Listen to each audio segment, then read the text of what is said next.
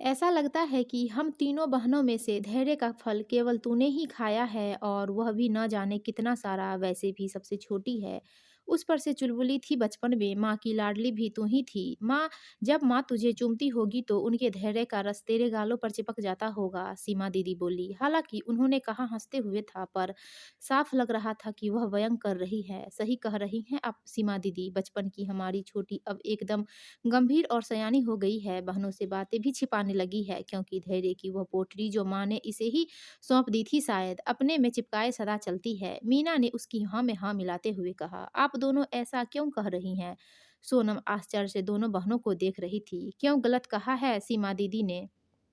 मोहित तुझे प्यार तो छोड़ पसंद भी नहीं करता, यह सबको दिखता है, और तूने कभी अपना दर्द हमसे बाँटा तक नहीं, कोई शिकायत नहीं करती कभी। बाबा रे! इतना धैर्य तो हम में नहीं है। माँ ने सिखाया था कि सहन करने की शक्ति होनी चाहिए, पर गलत बात पर भी चुप रहना तो नहीं सिखाया था। मोहित, ऐसे क्यों नहीं करती तू कोई सवाल? अपने सास-ससुर से ही पूछ। उन्होंने जिन्होंने खुद आकर तेरा रिश्ता माँगा था पापा से, वही बताए कि जब उनके बेटे की मर्ज़ी नहीं थी तो क्यों किया यह विवाह? पापा होते तो तुझे एक दिन भी नहीं रहने देते उस घर में। सीमा दीदी की आंखें नम थी और गला भर आया था। हमारी सुने तो क्या हम नहीं मदद करेंगे इसकी, लेकिन यही चुपचाप सब सहना चाहती है तो हम कर ही क्या सकते हैं? मीना दीदी ने सोनम के कंधे को झिझोड़ते हुए कहा, आज के जमाने में कौन बर्दाश्त करता है पति की बेरुखी? पति पत्नी है, केवल इसलिए साथ रहना और अपनी अपनी जिम्मेदारियां निभाते जाना ही तो काफी नहीं है। प्यार तो हर रिश्ते में चाहिए, और पति पत्नी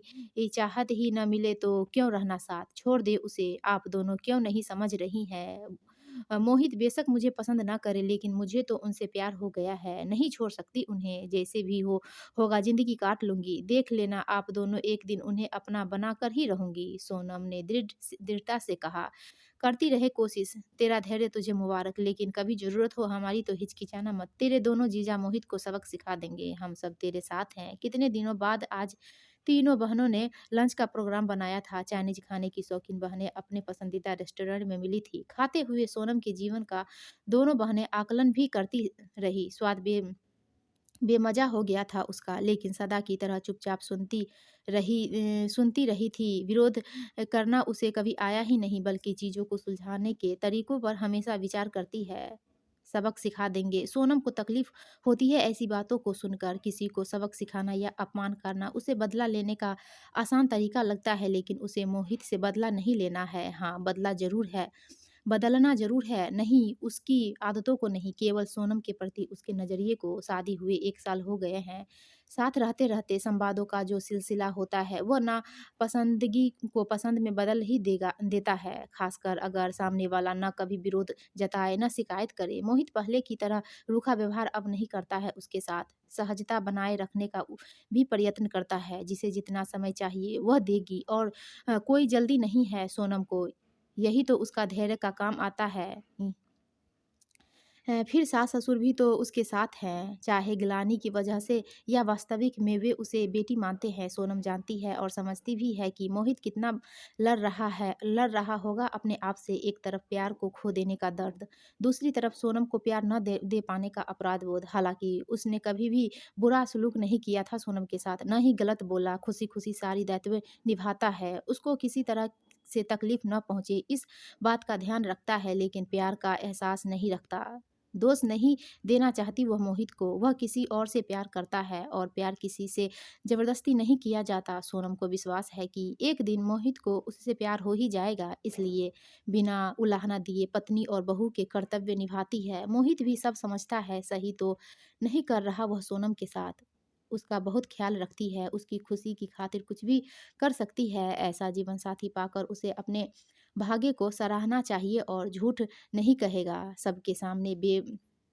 बेशक वह उसकी तारीफ नहीं करता, पर जब अपने मन को टटोलते हैं तो सोनम में चाहकर भी वह कोई कमी नहीं ढूंढ पाता है। उसकी बेरुखी के बावजूद पत्नी के हक को लेकर कभी ताना नहीं दिया, न जाने कितने धैर्य है उसमें। धीरे धीरे मोहित को महसूस हो रहा था कि सोनम उसे अच्छा लगने लगी है, वह उसके मन की देहरी पर आहिस्ता आहिस्ता कदम रख रही है। जब वह उसके आसपास होती है तो उसे अच्छा लगता है। उसकी आँखों से झलकते प्यार को कई बार अंजलि में भरने का दिल भी किया है। कभी उसे चूमने की चाह भी दिल में किसी चकवी की पुकार की तरह उठी भी है जो अपने प्रिय को ढूँढ रही होती है, लेकिन तब एक हिचक उसे सोनम के पास जाने से रोक लेती है, जबकि सोनम उसके आसपास बहुत सहजता से बनी रहती है। मोहन उससे प्यार नहीं करता, इस बात के बावजूद वह उसके करीब आने में झिझकाती नहीं है।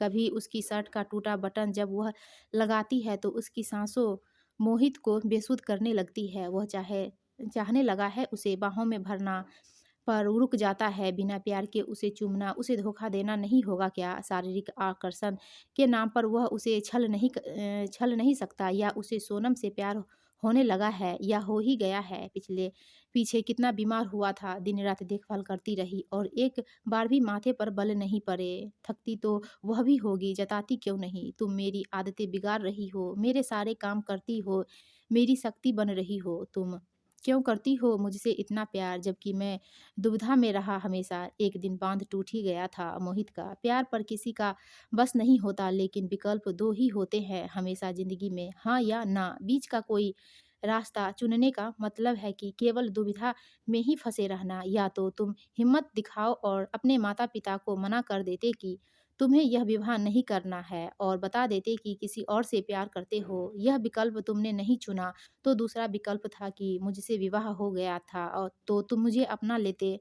अपनाना शुरू में आसान नहीं होता, तो कोशिश तो कर सकते थे। तुम भीतर ही भीतर घुटते रहे। तुम्हें क्या लगता है मैं कुछ समझती नहीं थी? बहुत पीड़ा भी होती थी। जिसे तुमने चाहा वह तो हमारी शादी होते ही तुम्हें छोड़ विदेश चली गई और वहीं किसी एनआरआई से शादी कर ली। चौका चौंको मत, जानती हूँ तुम्हें नहीं पता।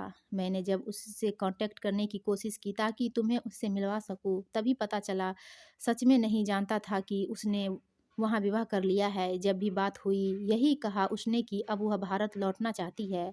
वह मुझसे झूठ बोलती रही और मैं उसके प्यार को सच मान तुम्हें तकलीफ पहुँचाता रहा। फिर तुम्हारी सहनशक्ति मुझे तुम्हारे नज़दीक ले आई। हो गया है मुझे तुझसे प्यार सोनम, माफ़ कर सकेगी मुझे? तुम्हें कभी दोषी माना ही नहीं, तो माफ़ी कैसी? मोहित और सोनम कभी अलग हो ही नहीं सकते। सोनम की आँखों में दृढ़ता की चमक फिर एक बार कौंध गई। मोहित की बाहों में प्यार के एहसासों को महसूस करती सोनम सोच रही थी कि दोनों बहनों को फ़ोन करके बताना होगा कि मोहित को प्यार हो गया है उससे। दोस्तों, आपको यह कहानी अच्छी लगी तो प्लीज़ वीडियो को लाइक कीजिए और हमारे चैनल को सब्सक्राइब